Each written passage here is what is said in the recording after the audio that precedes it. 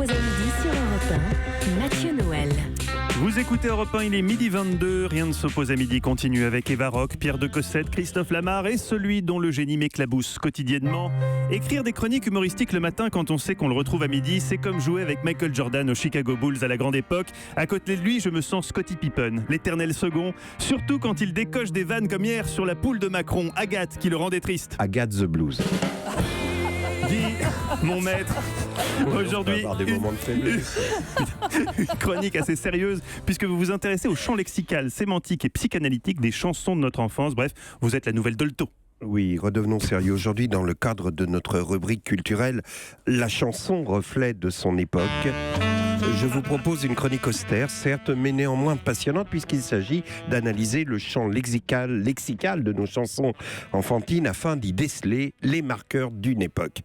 La chanson, reflet de son époque, mais aussi reflet d'un segment de notre vie d'enfance. Comme vous disiez, Françoise Zolto l'a dit avant nous, les paroles des chansons enfantines constituent les textes fondateurs de la construction psychologique de l'enfant. Vous comprendrez donc aisément que la légèreté n'est pas de mise en ce domaine, et voilà pourquoi on me pardonnera de traiter ce sujet avec sérieux, rigueur et même un certain ascétisme.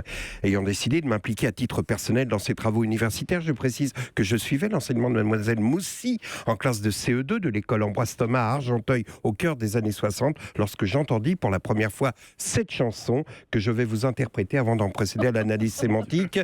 Cette chanson qui constitue le socle culturel sur lequel repose toute ma structure intellectuelle.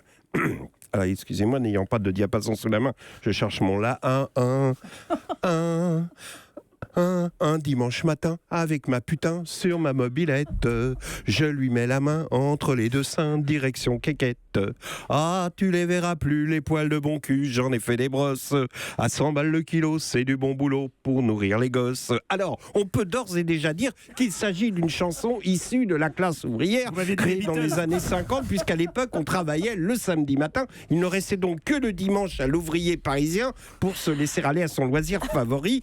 Chanson prolétaire confirmée par la présence de la mobilette, symbole de la condition ouvrière, des masses laborieuses et seul bien de consommation accessible à l'ouvrier qui n'avait pas les moyens d'acquérir une voiture. Je lui mets la main entre les deux seins, direction quéquette. Si on essaye d'imaginer cette description, on se heurte à une incohérence technique. En effet, l'imposition des mains sur la poitrine de la partenaire ne justifie pas l'orientation vers le pénis indiqué dans le texte. Mais on comprend que pour l'auteur, la cohérence n'a aucune importance. La seule chose qui compte, c'est de citer les mots sein et quéquette qui, à eux seuls, assureront le succès de la chanson auprès de gamins de CE2. Mais voici que soudain, dans la deuxième partie, l'auteur abandonne toute velléité sexuelle pour aborder le thème de la condition sociale. Quand il écrit « Ah, tu les verras plus, les poils de mon cul, j'en ai fait des brosses », il dit à son épouse « Femme, ne sois pas triste, si mes fesses sont épilées, c'est le prix à payer pour devenir auto-entrepreneur. »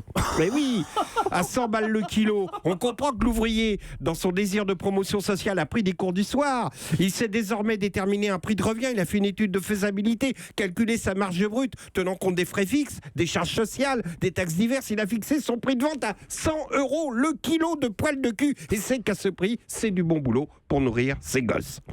Et là, on s'aperçoit que dans cette chanson, c'est toute l'évolution de la société dans le demi-siècle qui va suivre, qui est décrite. Le déclin de la classe ouvrière, la fin de la sidérurgie, le nécessaire besoin pour l'ouvrier de changer d'orientation professionnelle, de devenir auto-entrepreneur pour prendre l'ascenseur social et offrir ainsi la possibilité pour ses enfants d'avoir accès à l'université grâce au sacrifice du père qui cumule les emplois, ouvrier la semaine, vendeur de poils de cul le dimanche. C'est bien simple. On a l'impression que c'est tout le programme d'Emmanuel Macron qui est écrit dans la chanson. Je propose d'ailleurs qu'elle devienne l'hymne officiel du parti En Marche. Merci beaucoup, le mélomane Guy Carlier, pour ses 50 ans d'histoire résumée en 4 minutes. Europe 1.